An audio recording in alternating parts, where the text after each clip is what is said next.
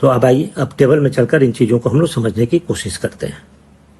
अगर कहा जाए पंक्ति 1 में बाएं से पहला अक्षर, तो पंक्ति 1 में बाएं से पहला अक्षर ए है, दूसरा अक्षर बी है, तीसरा अक्षर सी है, चौथा डी और लास्ट एंड फिफ्थ है ई।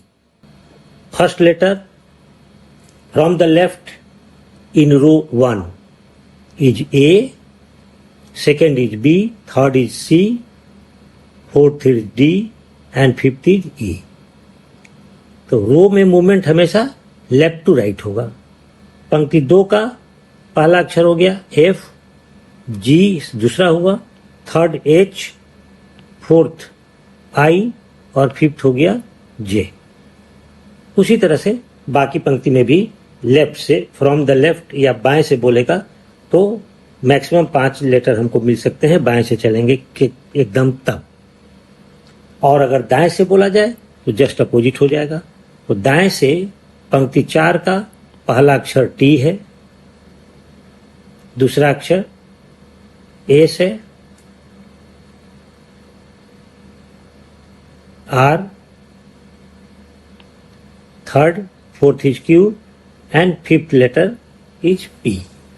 दाहिने से तो किसी भी पंक्ति में दाहिने बाएं से अगर पूछा जाएगा तो आप आसानी से उसको गिन लेंगे।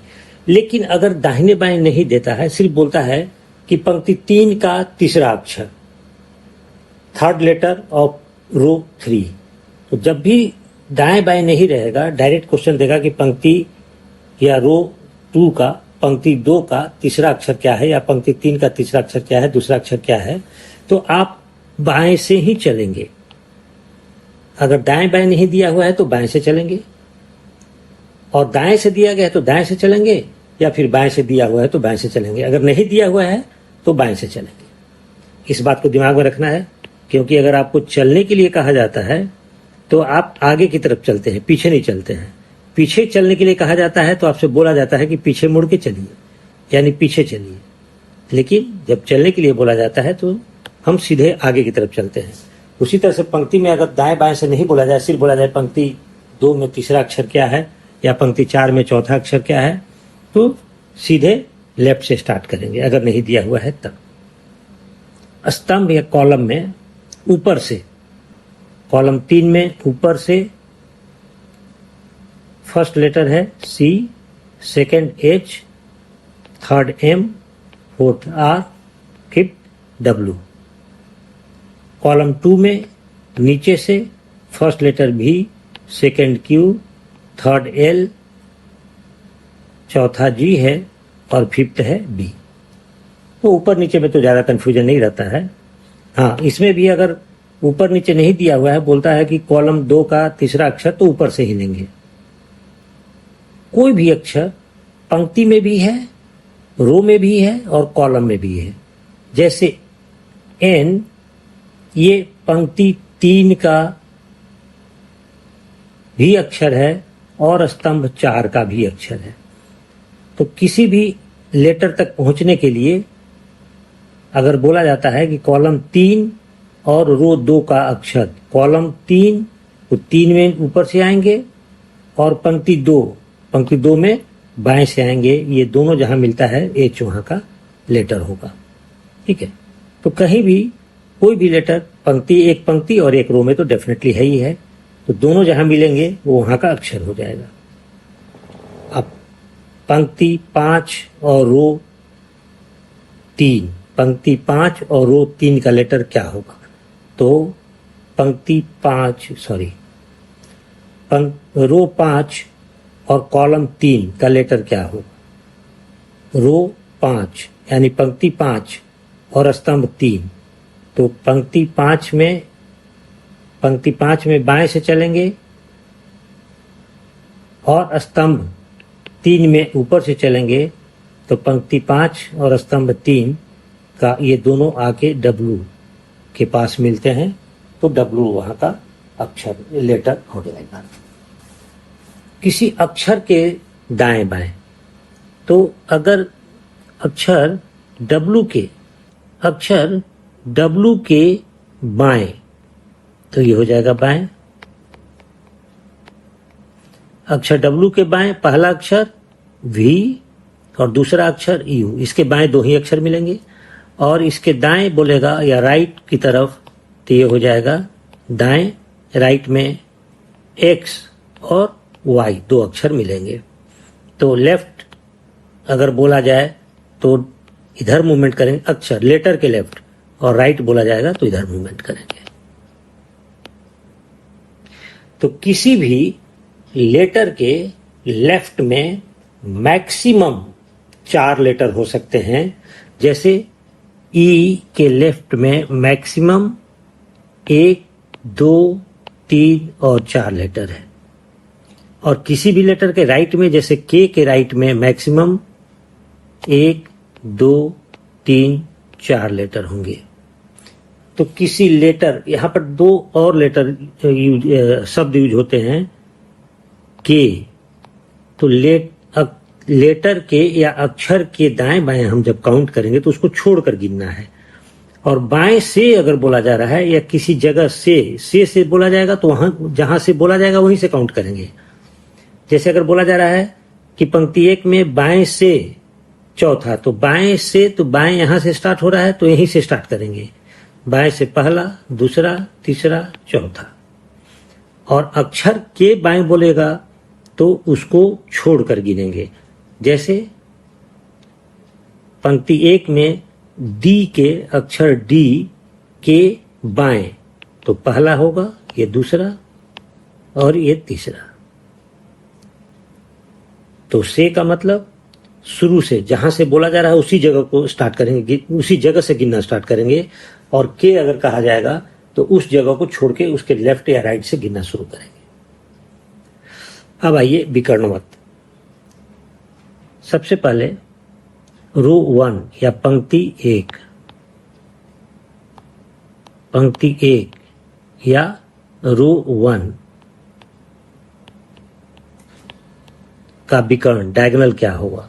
तो देखिए पंक्ति 1 यहां से स्टार्ट हो रहा है, तो पंक्ति 1 जब यहां से स्टार्ट हो रहा है तो इसका डायगोनल हो जाएगा सीधे ये हो गया पंक्ति 1 का डायगोनल। ये होगा ए, जी, एम, एस और वाई, पंक्ति 1 का डायगोनल। और स्तंभ 1 भी यहीं पर है, तो स्तंभ 1 या कॉलम 1 का भी डायगोनल यही होगा। स्तंभ 1 या कॉलम 1 का डायगोनल भी यही होगा, ए, जी, एम, एस और वाई। पंक्ति 5 का डायगोनल, तो पंक्ति 5 यहां से स्टार्ट हो रहा है तो इसका डायगोनल होगा यू, क्यू, एम, आई, ई।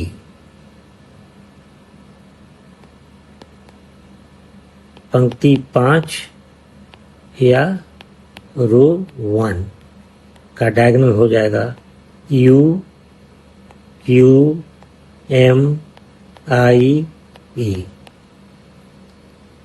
और स्तंभ 5 या कॉलम 5 का डायगोनल, तो ये स्तंभ 5 यहां से है,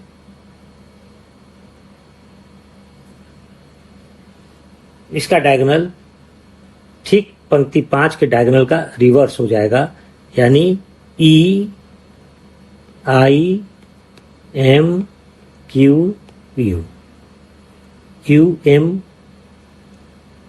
ई, आई, एम, क्यू, यू। ये यहां पर पंक्ति 5 का देखते हैं ध्यान से, तो यह है, ये यू, क्यू, एम, आई, ई है, और स्तंभ 5 में जस्ट इसका रिवर्स हो जाता है, यानी पंक्ति 5 में ऐसे मूवमेंट हो रहा है और स्तंभ 5 से चलेंगे तो जस्ट इसका उल्टा मूवमेंट हो जाएगा। सबसे नीचे दाहिने राइट कॉर्नर या स्तंभ 5 और पंक्ति 5 के अक्षर का विकर्ण अगर ऐसा दिया जाए, पंक्ति 5 एवं स्तंभ 5 के अक्षर का विकर्ण। तो पंक्ति 5 मतलब कॉलम 5 और रो 5 का लेटर है वाई। तो वाई का बोलेगा, वाई का अक्षर का विकर्ण है, तो इस अक्षर को छोड़कर हो जाएगा एस एम जी ए। पंक्ति 1 और स्तंभ 1, रो 1 और कॉलम 1 का लेटर है ए, और ए का जस्ट इसका उल्टा हो जाएगा। तो अक्षर ए का विकर्ण क्या हुआ? अक्षर ए का विकर्ण, ए को छोड़कर स्टार्ट करेंगे डायगनली ऐसे, जी एम एस वाई। अक्षर ई का विकर्ण क्या होगा? आई एम क्यू यू। अक्षर ई, लेटर ई का डायगोनल या विकर्ण होगा आई एम क्यू यू। तो चारों कोनों पर जो अक्षर है उसका सिर्फ और सिर्फ एक ही विकर्ण मिल रहा है हम लोगों को। ए का विकर्ण हो जा रहा है G M S Y, Y का विकर्ण हो रहा है एस एम जी ए, ई का विकर्ण होगा ई आई एम क्यू यू, और यू का विकर्ण होगा क्यू एम आई ई। स्तंभ का विकर्ण, पंक्ति का विकर्ण और चारों कोनों के अक्षरों का विकर्ण हम लोगों ने देख लिया। अब चारों कोनों को छोड़कर अंदर के अक्षरों का विकर्ण पहचानने की कोशिश करते हैं। चारों कोनों के बीच के जो अक्षर हैं उनका दो दो विकर्ण होगा। जैसे एफ, के और पी, जे ओ टी के दो दो विकर्ण होंगे। हम एफ से दो डायरेक्शन में डायगोनली मूव कर सकते हैं। एक तो हो जाएगा बी और दूसरा होगा एल आर एक्स, यानी एफ का दो विकर्ण होगा। उसी तरह से के का भी दो विकर्ण होगा और पी का भी दो विकर्ण होगा। एक विकर्ण ऊपर होगा, ऊपर विकर्ण, और दूसरा विकर्ण होगा नीचे विकर्ण। तो एफ के पी के दो दो विकर्ण होंगे। उसी तरह से जे का भी दो विकर्ण होगा, दो तरफ हम जा सकते हैं। ओ और टी का भी दो दो विकर्ण होगा। अब ध्यान से देखिए कि इस विकर्ण का मूवमेंट कैसे होगा। इसके दो विकर्ण एफ के पी और जे ओ टी के जो दो विकर्ण होंगे वो होगा ऊपर विकर्ण और नीचे विकर्ण।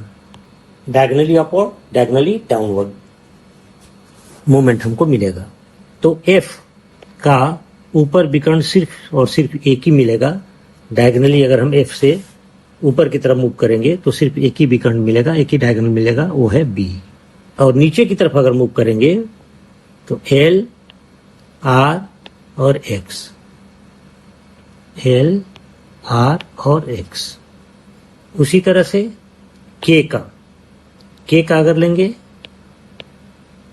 तो के से जी और सी दो मिलेंगे ऊपर की तरफ, और नीचे की तरफ हमको मिलेंगे दो क्यू और डब्ल्यू।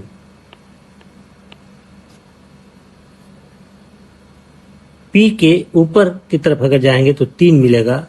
कौन कौन? एल, एच, डी, और अगर नीचे की तरफ जाएंगे तो सिर्फ एक मिलेगा भी। ये हो गया एफ के पी का। सिमिलरली अगर जे ओ टी को लेंगे हम तो इसके भी दो दो विकर्ण मिलेंगे। जे का एक विकर्ण ऊपर की तरफ मिलेगा, सिर्फ एक ही लेटर मिलेगा। डायगोनली अगर ऊपर जाते हैं तो जे का हमको एक विकर्ण मिलेगा ऊपर की तरफ डी, और नीचे की तरफ मिलेगा एन, आर और वी। ओ का दो ऊपर और दो नीचे मिलेगा। ओ का ऊपर की तरफ जाएंगे तो आई भी मिलेगा और सी मिलेगा, आई और सी, और ओ से नीचे आएंगे एस मिलेगा और डब्ल्यू मिलेगा।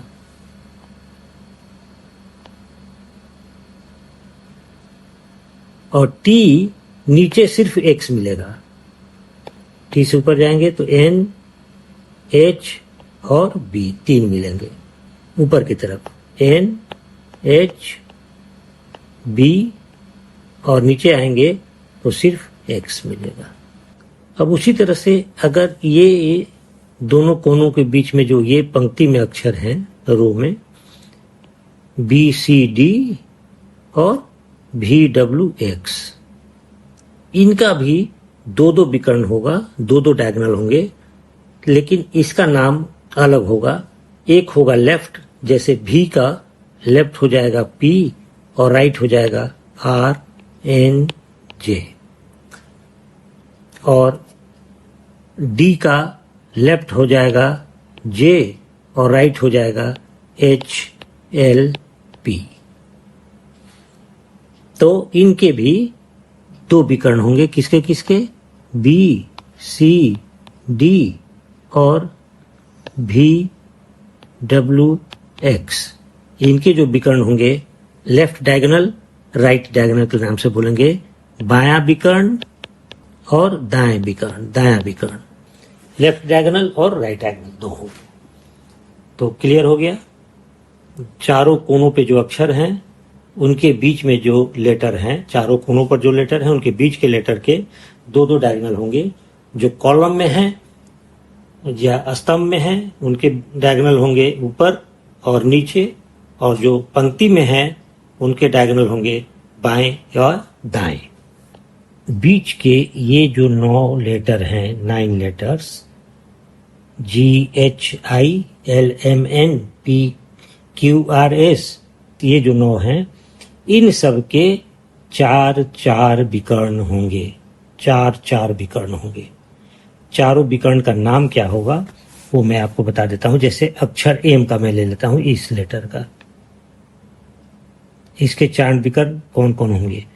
एक विकर्ण तो इधर जाएगा लेफ्ट की तरफ ऊपर, और दूसरा लेफ्ट की तरफ नीचे आएगा, राइट की तरफ ऊपर और राइट की तरफ नीचे। ये 4 विकर्ण होंगे। तो एम के 4 विकर्ण कौन कौन हो गए, तो लेफ्ट में ऊपर हो गया जी और ए, इसका नाम होगा बाएं ऊपर विकर्ण, बाएं ऊपर विकर्ण। और एक हो गया क्यू और यू,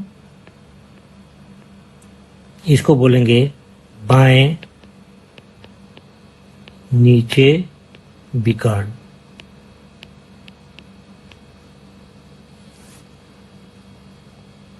आई और ई, इसका नाम होगा दाएं या दाहिने ऊपर विकर्ण या दाएं नीचे विकर्ण।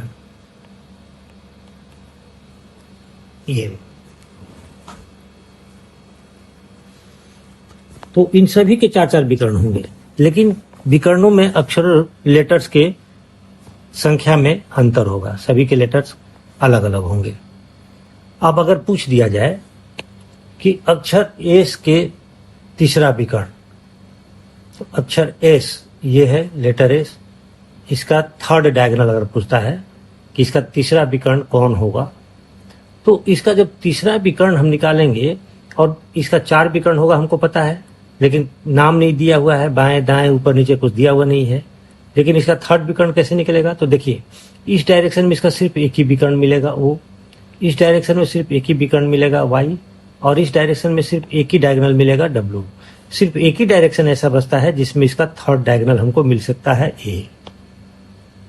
तो अक्षर एस, या क्वेश्चन होगा कॉलम 4 और रो 4 के अक्षर का तीसरा विकर्ण, तो तीसरा विकर्ण हो जाएगा इसका ए, क्योंकि और किसी डायरेक्शन में हमें तीसरा विकर्ण मिलेगा नहीं।